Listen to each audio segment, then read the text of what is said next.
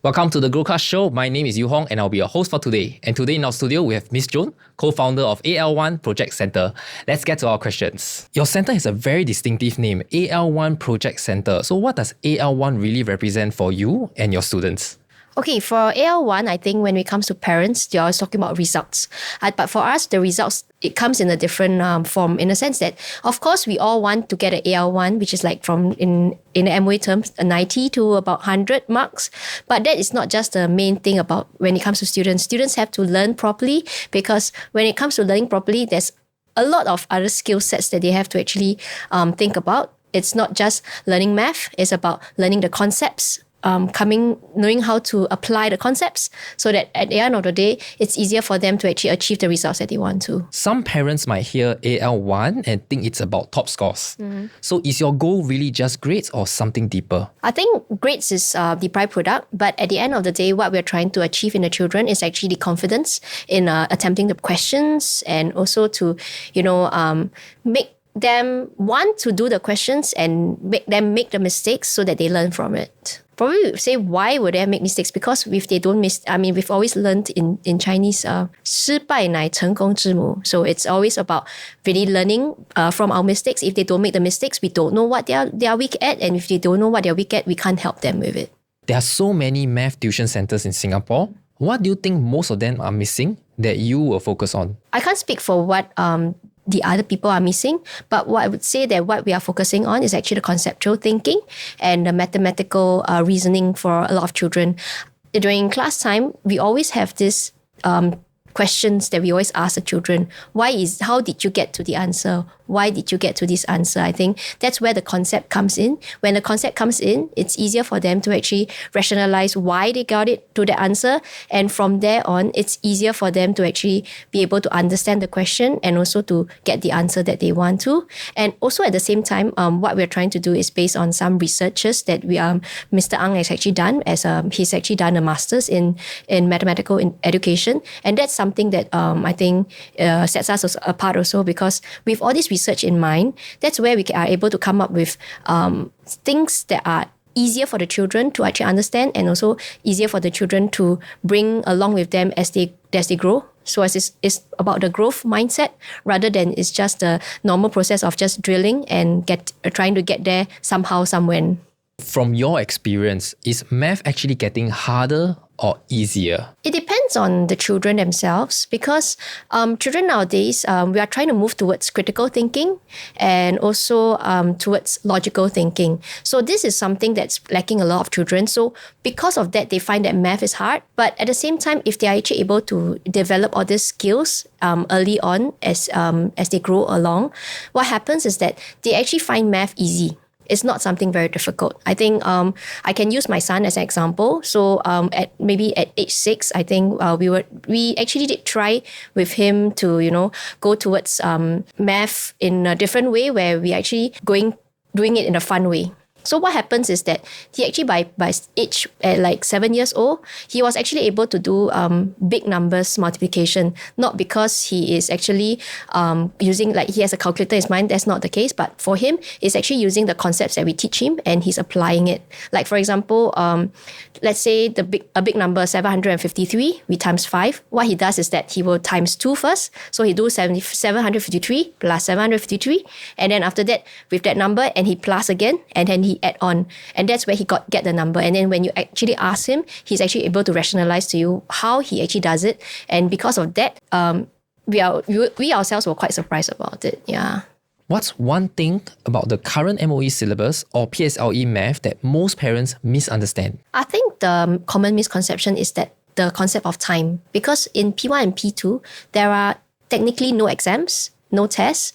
But although there are schools that still do little mini tests in between, but all these tests don't really reflect that much because some parents actually do prepare for it. Some parents do not. And then that's where, they only really matters to them when they go to P3 level, where it's really a WA, a weighted assessment, and it already reflects in their the report book. So when something is reflected in the report book, it becomes something that becomes real because it's a score. And it's really written there. And that's where the shock comes. Because once they go to P3 and math gets a bit more difficult, children who have not built their foundation, what happens is that they are unable to actually catch up.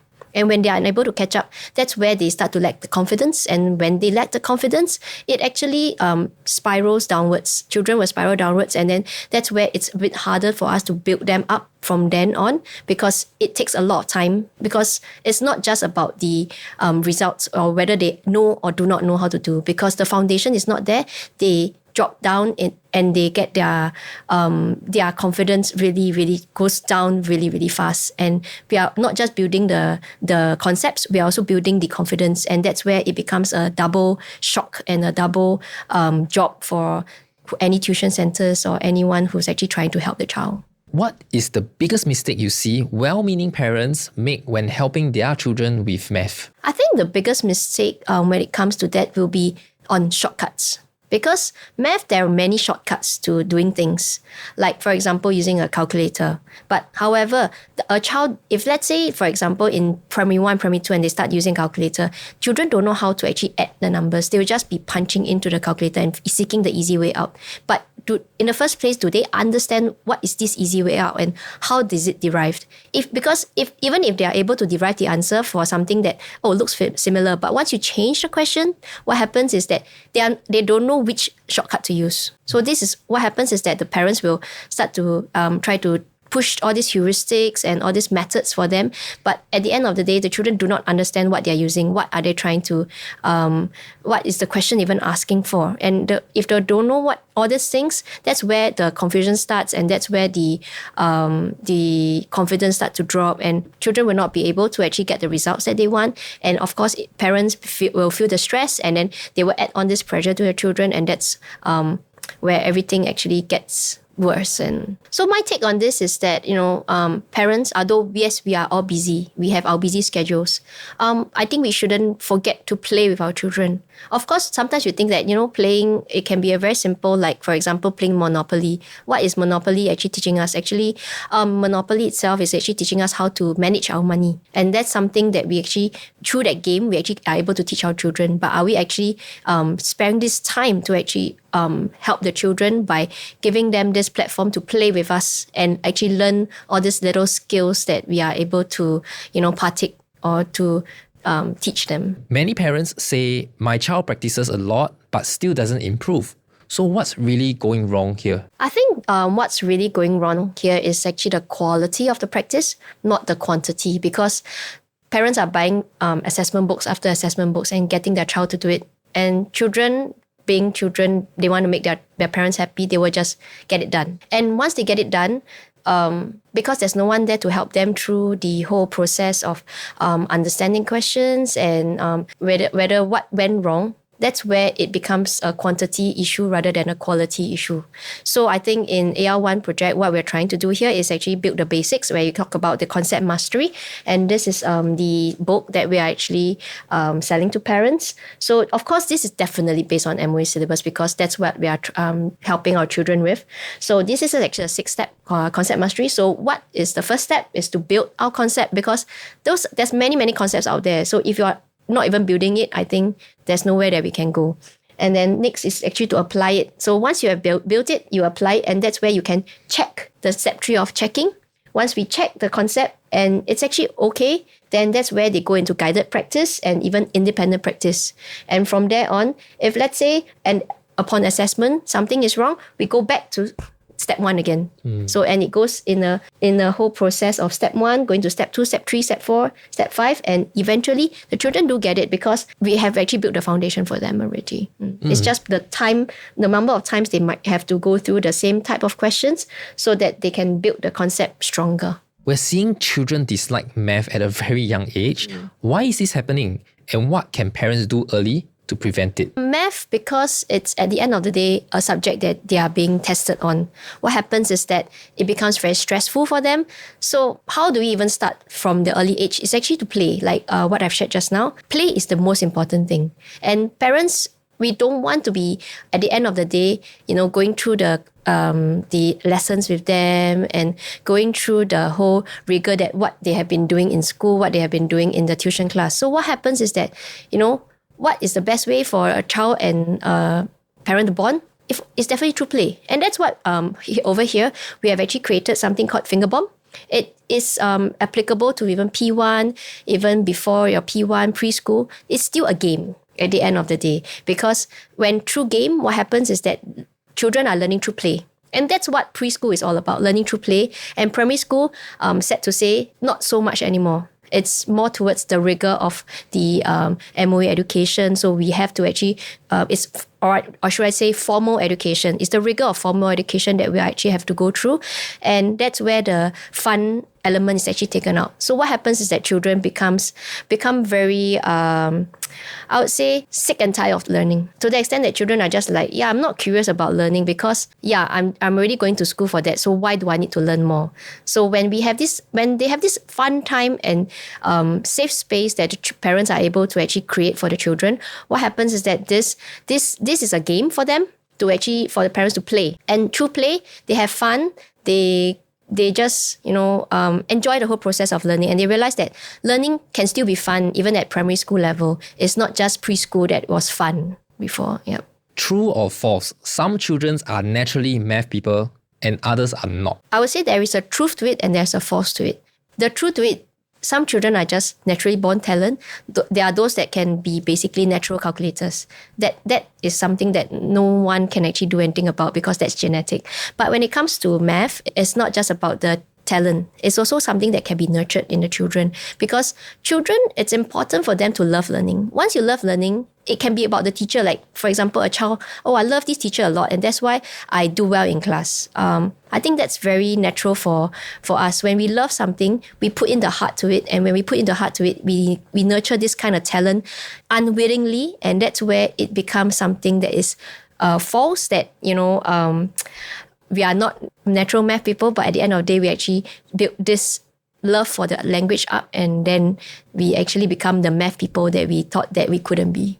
What is the number one misconception about Singapore math that parents should stop believing? I think for the misconception, I would say, is that we should keep doing the difficult questions, and it's not just the easy questions, because easy questions, yes, it seems easy and it seems very repetitive. But what we are trying to build in these easy questions is actually the foundation. So when you build the foundation right, what happens is that it's easier for the children to actually build their confidence, and then build the foundation, build the confidence, and then they move on to the more difficult question, and it doesn't seem so daunting anymore. Rather than keep dealing them the difficult questions, and then they feel like, why do I do badly in it? And then I just, for lack of a better word, I suck in it, And that's where, we have to actually go back to the concept mastery. That's where our 6-step mastery comes in, is, building the concept right. And then after that, we apply the concept, then check the concept. Then we go back. It's a circle, it's a cycle that we have to keep going through. No matter what question it is, it's the whole cycle going from 1 to the step 6, 1 to the step 6, and then after that, once we are able to get this right for every single concept, nothing is difficult anymore. You have mentioned something called the AL1 pathway. Can you walk us through that? What that looks like for a student? Okay, I think the starting pathway is definitely fun. We have so much games like the one that we introduced before, the finger bomb.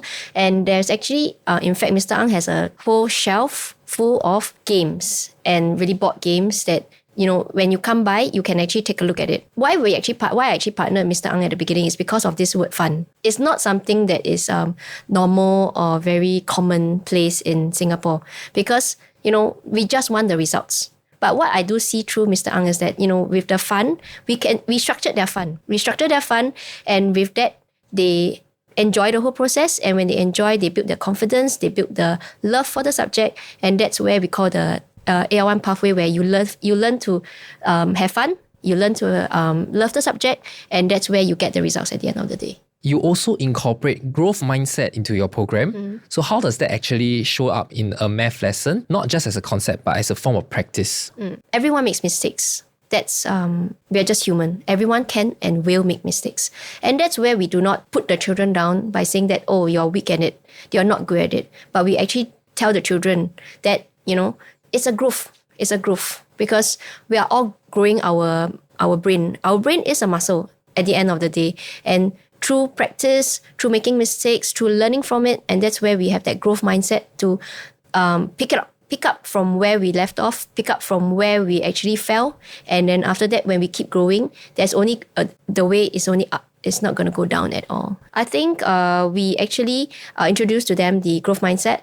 So like we're telling them, example, that the brain is a muscle. So the more you work it, the more it's going to become better, and the more it's going to help them to achieve the results that they want to. So at the start, a child needs to have that, the aim. Like, I want to get the AL1.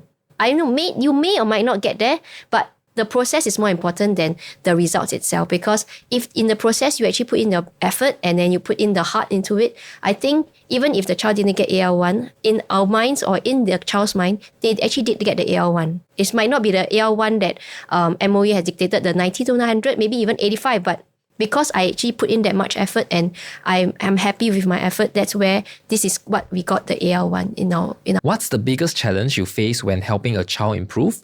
And how did you overcome it? The biggest challenge would be getting the confidence and the drive from a child to want to get the results that we are trying to help them achieve. Because without the want, the child will not make the effort. Without the confidence, everything that is presented to them is difficult. It's not, they don't want to do it. So that's where a lot of encouragement will help, and really getting to know the children. So because every child is different, we have to understand that. Some children are just easily discouraged. So that's where as the teacher over here or as the educator over here, we are here to encourage the child. Because there's so much negativity in the world nowadays, and encouragement is something children don't hear often. And we actually can try to, for lack of a better word, bring down the level a bit to the child's level, and then from there we actually build the foundation right, and then we move them on to the next level, and that's where they slowly realize, hey, actually I can do it. It's not that I can't do it, I can do it. And from there on, you will see the progress bit by bit. But once they have reached that level that, they actually have they are able to independently practice out whatever that is being presented to them, you realize that they are actually able to reach the concept mastery level that we will want them to get to. Many students can handle paper 1, but struggle badly with paper 2, word problems. Why does this gap happen? I think for paper 1, it's very procedural. So it's the questions that the children has been attempting from day one. So it looks something that's easy for them. And at the end of the day, it's MCQ. So that's mostly MCQ, and you can just take the 4, choose one option. And sometimes, out of luck, you get it right. And sometimes the options itself might be wrong. So that's why I realized, hey, actually my answers is actually quite close to this option. Sometimes they make mistakes because, children make careless mistakes and we can't stop them from it. So, but when it comes to paper 2, what happens is that it becomes very there's a lot of concept that is in mind that you have to understand the questions. If you don't understand the question, there's no way you can do the questions. No matter what concept that you have been learning, you don't understand the question, you don't know what to apply.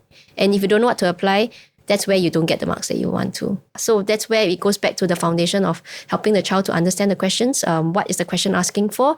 And then going to the concept mastery, back to our subject of concept mastery. And with the concept mastery, they'll be able to actually attempt the questions with confidence. And even if they make careless mistakes, they still get the marks that they are actually, deserve. If a parent has already tried multiple tutors but see no improvement, what do you think is missing? I would say the understanding of the child. Because with the understanding of the child, that's where you know their problems. Sometimes it can even be familial issues. And if we are able to get that kind of one-to-one attention with the child, get to know them better, we are able to see how whatever issues there is that is stopping them. Because there is always a wall with a lot of children. And when we are able to lift up this wall, what happens is that you see the growth actually multiplies quite greatly. And that's why we try to, help the children one-on-one sometimes. We talk to them.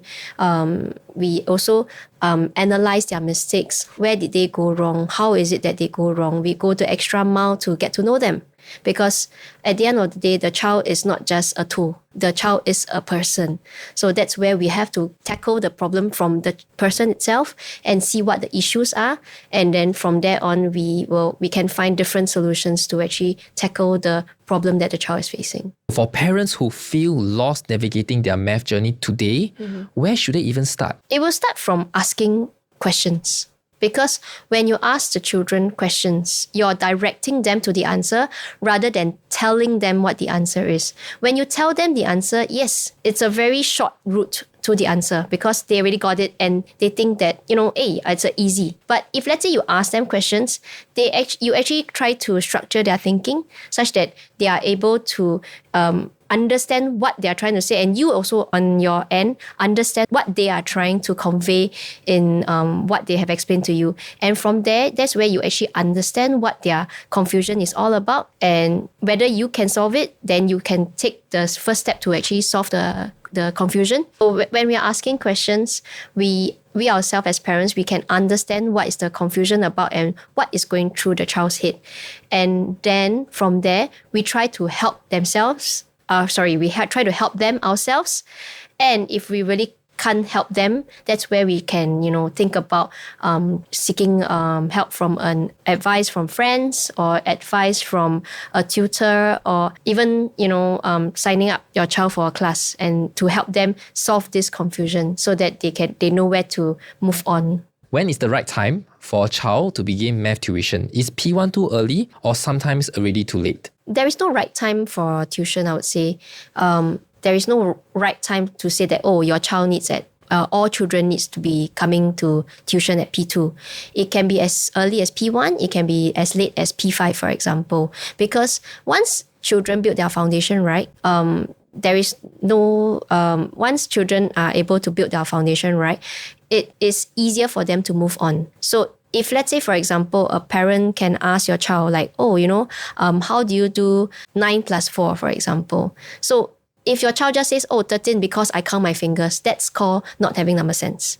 But if let's say, for example, 9 plus 4, but then the child can explain, because 9 plus 1 is equals to 10. And then 4 minus 1 is 3. So that's where I do 10 plus 3 and I get 13. That's a way of explaining how they actually got to the answer rather than, because I use my fingers, because that's a very concrete way of doing things. Because math is more towards abstract, and children has to be able to abstractly explain how they are able to get the answers, and that's where we say that their foundation is good. Yeah. So one way to actually we can help parents to bond with their child at the same time learn in a more conducive environment is actually to actually pick up this book, Master Multiplication in 30 Days. So it's very simple. It can be done like for example over the June holidays. So every day you just need to spend maybe 5 to 10 minutes with your child. Go through the step by step, and I believe that we will see results, and you'll see your child mastering multiplication in no time. If a child comes to you for the first time, what happens during your diagnostic session? We look beyond the marks definitely, because the marks is just an education. We analyze how they actually get to the answer. What is the mistakes that they make along the way? Is it a fundamental mistake? Is it a conceptual mistake? Or it's just that maybe they don't know what is actually happening in the question itself, the comprehension of the question. Because there are many different reasons why a child is not doing well.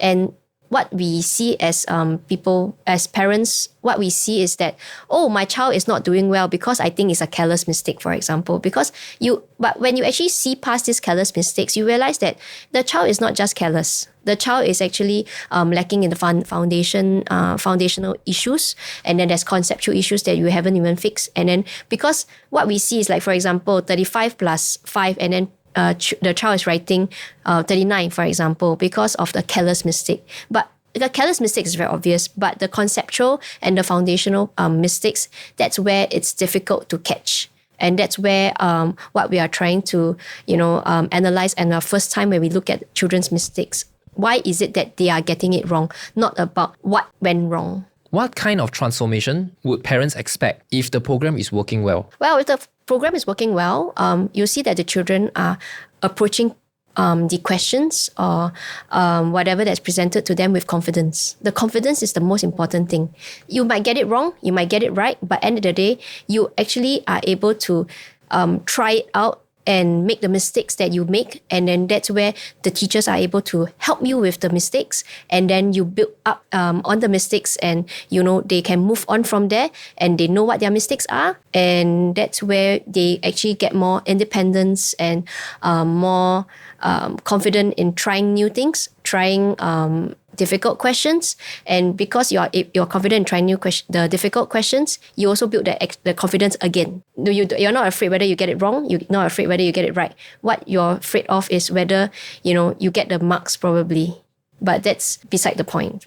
If you are able to attempt it, you probably get at least a 1 or 2 marks rather than you leave it blank. When you leave it blank, it's totally 0. Tell us about the card game that you have created to help students do well in P1 to P3 math. Okay, so when children go to P1, they come from preschool. And preschool is all about fun, about learning, that learning is fun, learning is so interesting. That's where this card comes into play, because you're taking learning back to the fun that they actually used to, back to the fun that they actually love. Even parents, I would say, they also love to have fun. There's no one person that doesn't like to have fun. So that's where this finger bomb cards is actually bringing back the fun back to the children, bringing the fun back to the parents even. They have fun with their children, and they build the bond with the children.